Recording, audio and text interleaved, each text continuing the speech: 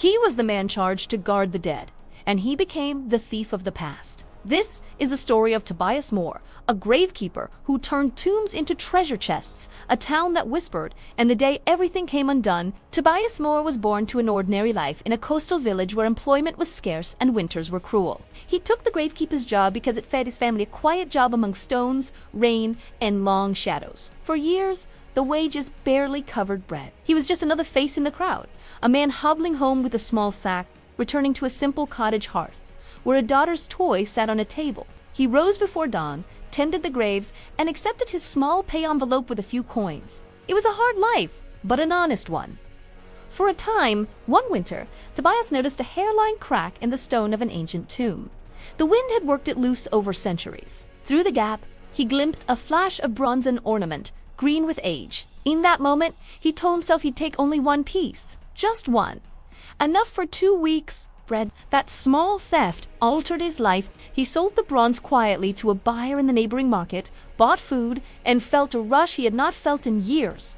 Relief and danger. To steal from the dead is to steal from their descendants, from the story of who we are. Tobias had just torn out the first page. Once the hum of easy money entered Tobias's life, the old rules frayed. He told himself the dead could not miss what was hidden beneath stone. He continued not because of some grand, elaborate plan, but because debt and desire fed each other. Small grave goods turned into better meals than into trinkets sold to black market dealers. His face, once etched with worry, now held a different kind of tension as he counted coins.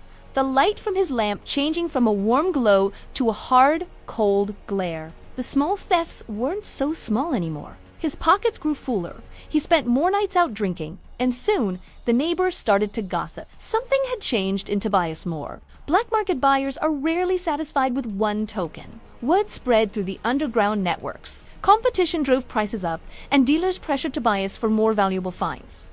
Greed his and theirs, Tobias recruited a few desperate men to help homeless lads and seasonal laborers, promised a bit of pay and a warm place to sleep. They dug, he profited, and the town began to whisper louder, this time about missing family heirlooms from freshly settled graves.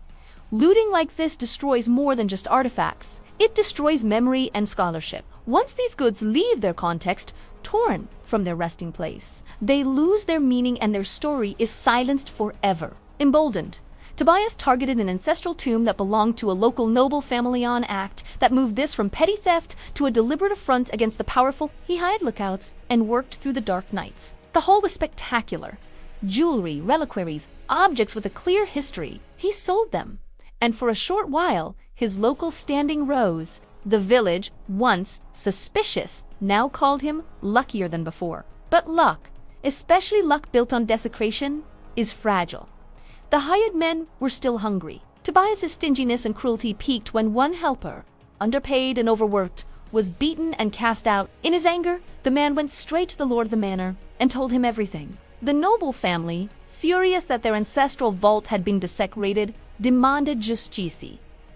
The response was swift. Guards moved quickly. Rushing to the cemetery at dawn, they found Tobias with a spade in his hand, halfway through digging up another grave. The local lord held a summary judgment, which was harsh by modern standards.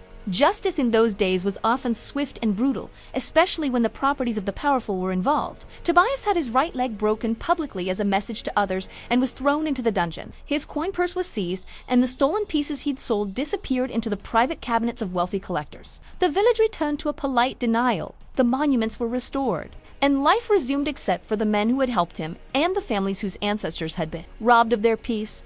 Tobias served years in prison. Poverty and time hardened him. But the story did not end with his release. He returned to the edges of the village, a changed man with a new, even bolder scheme in mind. The town braced for his return, and the gossip of old turned to genuine fear. It reopened the old moral questions. When a community tolerates small crimes, does it invite larger ones? Tobias's later life became a cautionary myth. A man who stole from the dead and, in so doing, stole his own soul. He watched the cemetery from afar, a shadow haunting the place he once tended. This is not only Tobias's tale. It is a story about poverty, temptation, and the fragile ethics of small communities. Grave goods tell us who came before us. When we trade them for bread, we lose a part of ourselves. What would you have done in his place, survive? steal, or sacrifice? Let me know by voting in the poll. And subscribe for more strange mortal tales from history.